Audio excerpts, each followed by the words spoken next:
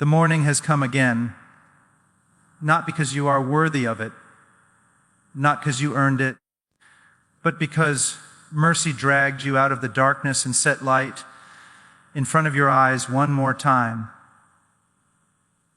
You woke up breathing borrowed air, standing on borrowed time, held together by grace you did not manufacture.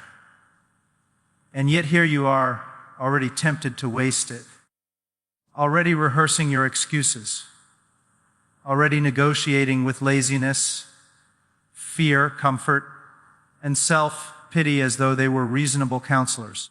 They are not. They are liars. And if you listen to them, they will ruin you. You say you want change. You say you want strength.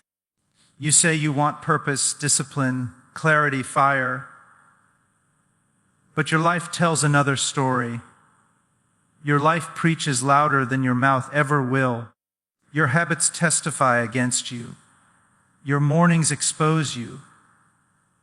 Because the morning does not lie. The morning reveals what you truly love, what you truly fear, and who you truly serve. When no one is watching, when the applause is gone, when the noise of the day has not yet crowded your soul, the morning stands like a witness in the courtroom of your life and asks one question: who is your master? Do not speak to me about potential. Potential is a ghost that haunts people who refuse obedience. Do not speak to me about intention. Hell is paved with good intentions that never stood up, never moved forward, never paid a price. Speak to me about obedience. Speak to me about discipline. Speak to me about what you do when your body screams no and your soul whispers later. Because later is the language of the undisciplined, and tomorrow is the currency of fools. You say you have time. That is the most dangerous lie you tell yourself. Time is not your servant. Time is a blade, and it is cutting whether you feel it or not. Every wasted morning is a theft you commit against your future. Every excuse is a brick laid carefully into a wall that will one day imprison you. You will not drift into strength. You will not accidentally become disciplined. You will not stumble into holiness, purpose, or excellence. Drift always carries you downward. Always. No one drifts upward. No one wakes up accidentally faithful, courageous, or self-controlled. You blame your circumstances. You blame your past. You blame your parents, your lack of resources, your lack of opportunity, your lack of motivation. And all the while the real problem stands in the mirror and you refuse to confront it. You are not held back primarily by what happened to you. You are held back by what you refuse to do now. Pain may explain you, but it does not excuse you. Trauma may shape you, but it does not own you. At some point, responsibility stands before you and says, "This is your life, and you will answer for what you did with it." You want victory without warfare. You want crowns without crosses. You want comfort with no cost. But nothing worthy is built that way. Look at anything strong, anything lasting, anything honorable, and you will find blood, sweat, tears, and sacrifice soaked into its foundation. The lie of this age is that you can have everything without suffering. The truth is that you will suffer no matter what. The only question is whether your suffering will produce something eternal or rot into regret. You are not tired because the work is too hard. You are tired because your life is divided. You try to serve discipline and comfort at the same time, purpose and pleasure at the same time, truth and convenience at the same time. A divided heart is an exhausted heart. No man can run well while pulling in two opposite directions. Decide. Decide who you are. Decide what you will live for. Decide what you are willing to lose. Because until you decide, you will drift, and drift always ends in destruction. Stop waiting to feel ready. Readiness is a myth for people who do not want to move. Courage is not the absence of fear. It is obedience in the presence of fear. Discipline is not born from motivation. Motivation is born from discipline. You do not wait until you feel like getting up early. You get up early and the feelings follow. You do not wait until you feel strong to train. You train and strength comes. You do not wait until you feel pure to fight sin. You fight and purity grows. Action precedes appetite. Obedience precedes joy. The morning is a gift and a test. It asks whether you will offer your first thoughts to truth or to distraction, your first energy to purpose or to indulgence, your first attention to what matters or to what numbs you. If you lose the morning, you have already surrendered ground that will cost you the rest of the day to reclaim. You cannot build a disciplined life on chaotic mornings. You cannot claim clarity while living in disorder. Order your mornings, and you begin to order your soul. Stop pretending that small compromises do not matter. They matter because they train you to betray yourself. One snoozed alarm teaches you that your word means nothing. One skipped discipline teaches you that discomfort is in charge. One unchallenged excuse becomes a precedent, and precedents become patterns, and patterns become character. You do not fall into failure all at once. You slide into it through 1,000 tiny permissions you granted yourself when no one was watching. You talk about 2026 as if it will magically be different from 2025, as if the calendar has power to change you. The calendar changes nothing. You change or you do not. A new year does not make a new man. Decisions do, habits do, repentance does, discipline does. If you carry the same excuses into a new year, you will carry the same chains. The year will not rescue you. No speech will rescue you. No video will rescue you. No book will rescue you. Rescue begins when you tell yourself the truth and refuse to tolerate what is destroying you. You say you are weak. Good. Now stop glorifying it. Weakness acknowledged is the doorway to strength, but weakness embraced is the coffin of growth. There is a difference between humility and passivity. Humility says, I cannot do this alone. Passivity says, I will not do anything at all. One leads to transformation. The other leads to decay.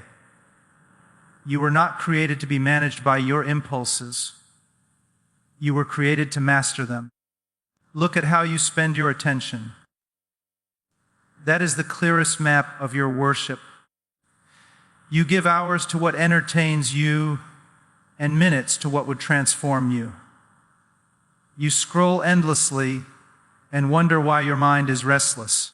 You consume constantly and wonder why your soul is empty. You fill your life with noise and then complain that you cannot hear direction.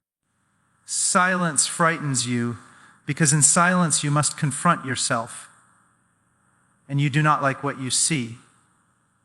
But avoidance does not heal. Confrontation does. Stop negotiating with what you already know you must do. You do not need more information. You need obedience. You are educated far beyond your level of application. You already know the habits you must kill and the habits you must build. You already know the people you must stop listening to, and the voices you must start heeding. The problem is not ignorance. The problem is will, and will is forged in the furnace of repeated, costly obedience. You are training every day, whether you realize it or not. You are training yourself to be disciplined or distracted, courageous or comfortable, faithful or flaky. Every choice casts a vote for the kind of person you are becoming. There is no neutral ground. You are always becoming something. The question is whether that something will stand when pressure comes or collapse the moment life tightens its grip. Stop asking for an easier path. Ask for a stronger spine. Stop asking for less resistance. Ask for greater resolve. The obstacles in front of you are not evidence that you are on the wrong path. Often they are proof that you are finally on a path that matters. Comfort rarely guards anything valuable. Difficulty does. Pressure reveals. Fire refines. You want confidence. Keep the promises you make to yourself. You want peace. Live in alignment with truth. You want authority in your life. Submit to discipline. Authority always flows from submission. A man who cannot command himself has no right to command anything else.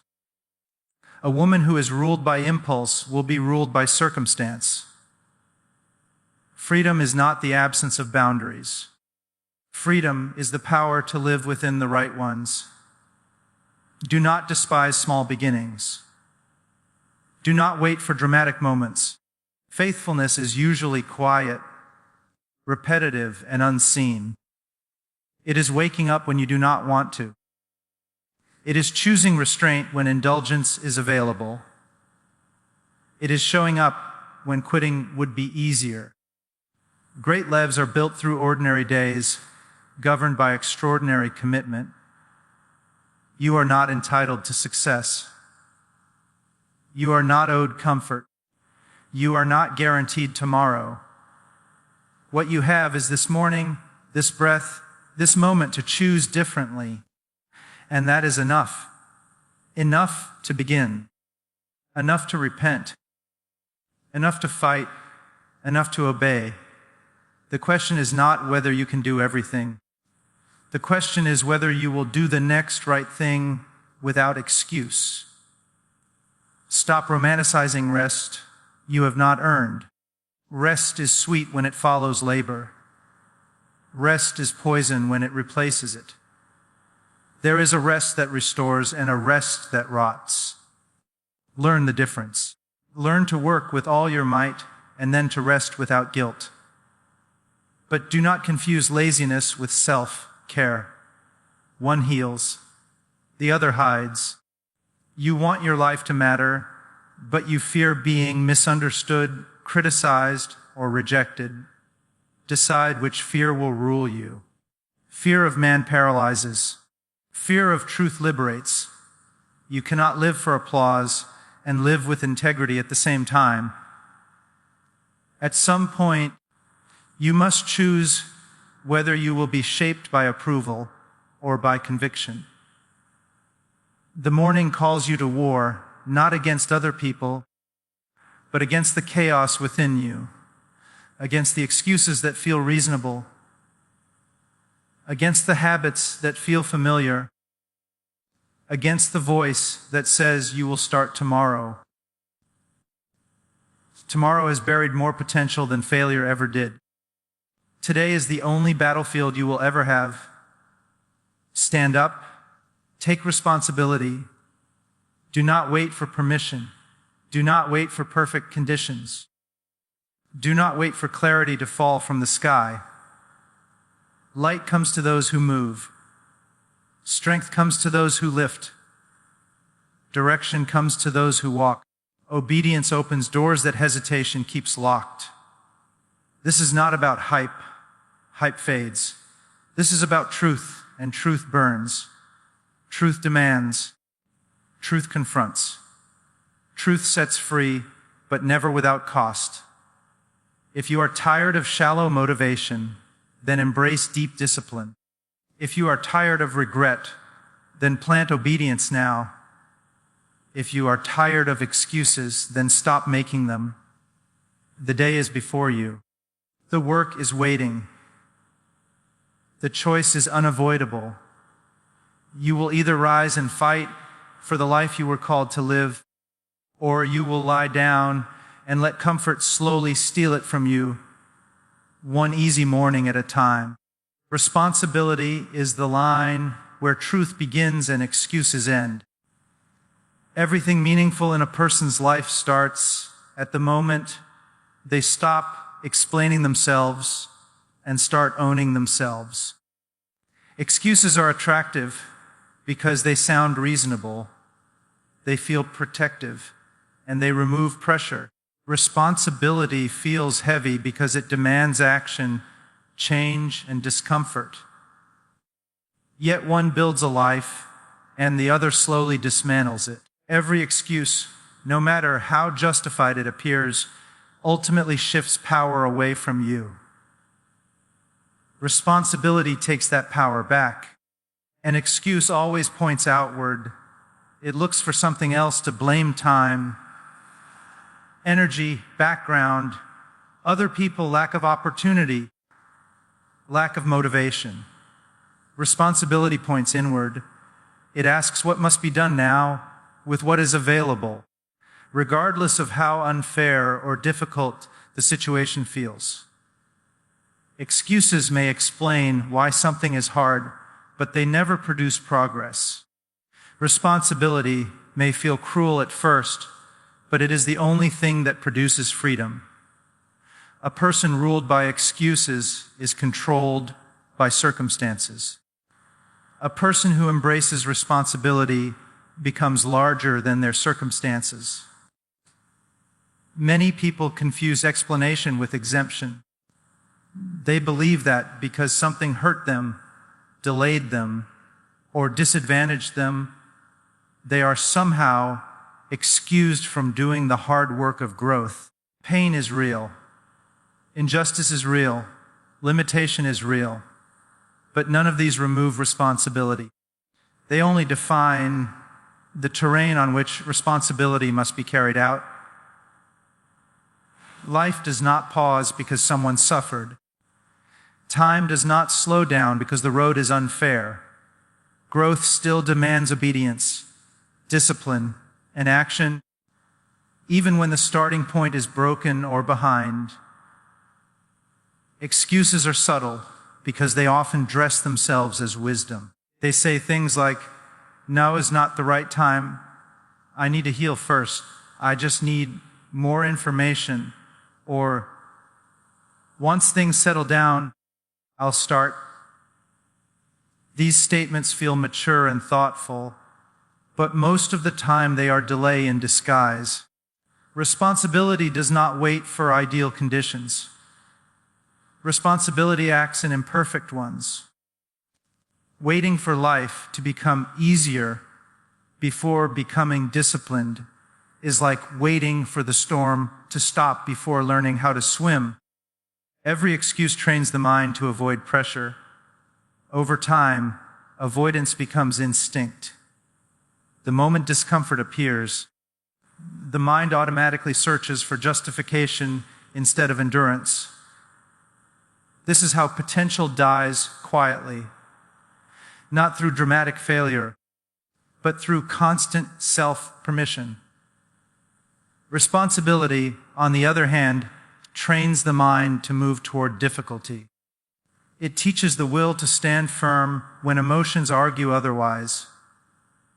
It creates internal order where chaos once ruled. There is a cost to refusing responsibility, and it always arrives later with interest. What you refuse to discipline today will dominate you tomorrow. What you excuse now will demand obedience later. Laziness does not remain lazy. It becomes weakness. Avoidance does not remain avoidance, it becomes fear. Small acts of irresponsibility accumulate into patterns, and patterns harden into identity. Eventually, the person who once said, "I can't right now," becomes the person who believes, "I can't at all." Responsibility is not about harsh self-condemnation. It is about clarity. It is about telling yourself the truth without negotiation. It says, "This is my life, and no one else can live it for me." It does not deny hardship, but it refuses to be ruled by it. It does not minimize weakness, but it refuses to worship it. True responsibility acknowledges limitations while still demanding obedience within them. Many people wait for motivation before taking responsibility. This is backwards. Motivation is unreliable because it is emotional. Responsibility is stable because it is a decision. You do not become responsible because you feel strong. You become strong because you act responsibly when you feel weak. Waiting for motivation is itself an excuse, one that feels spiritual or psychological, but functions the same as laziness. Responsibility moves first. Motivation follows later, often quietly.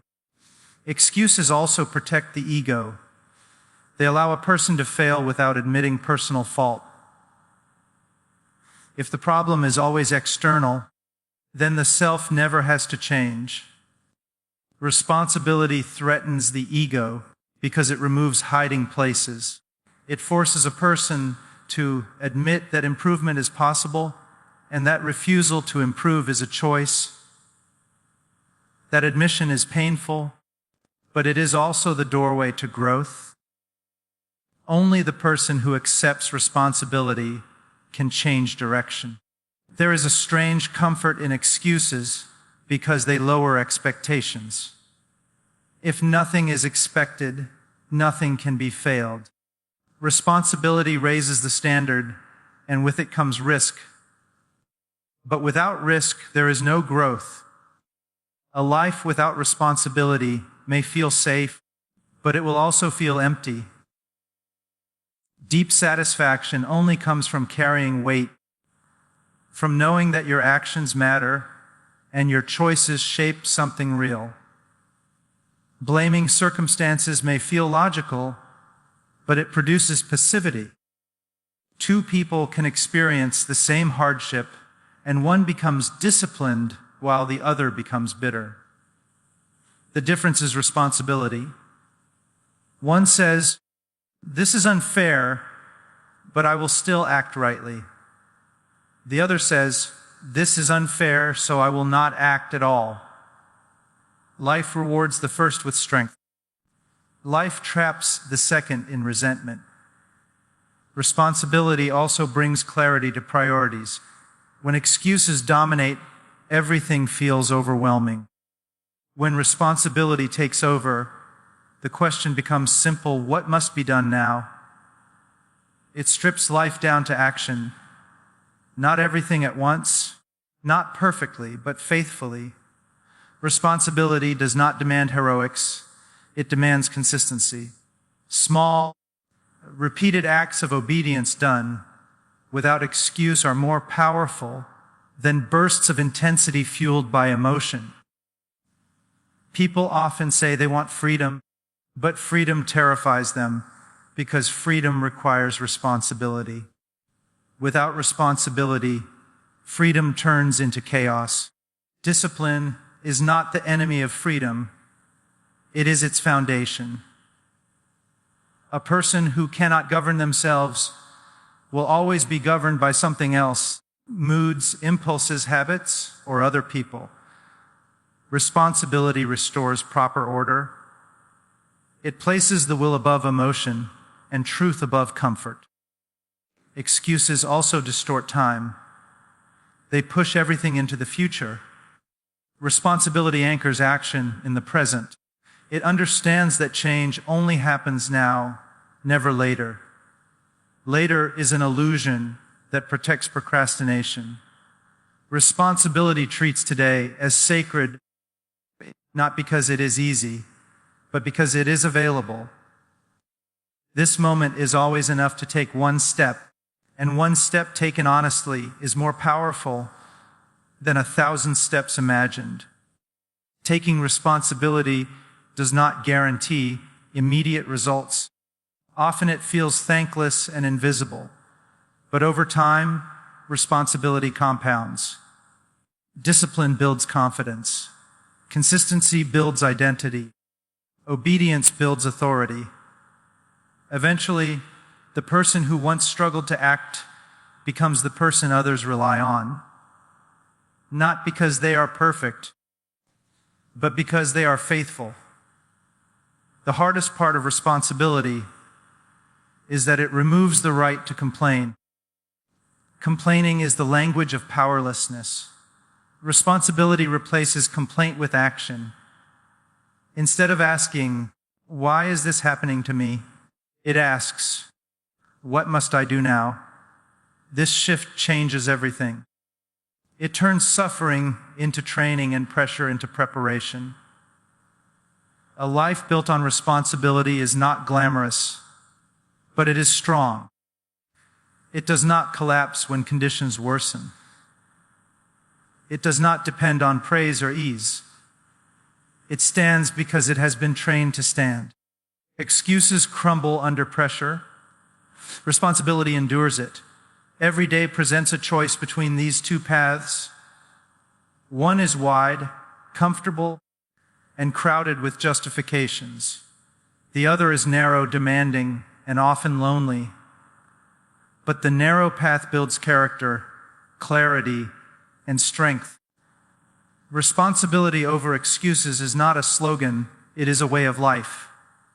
It is the quiet decision made again and again to do what must be done simply because it must be done, regardless of how it feels, how long it takes, or how unfair it seems.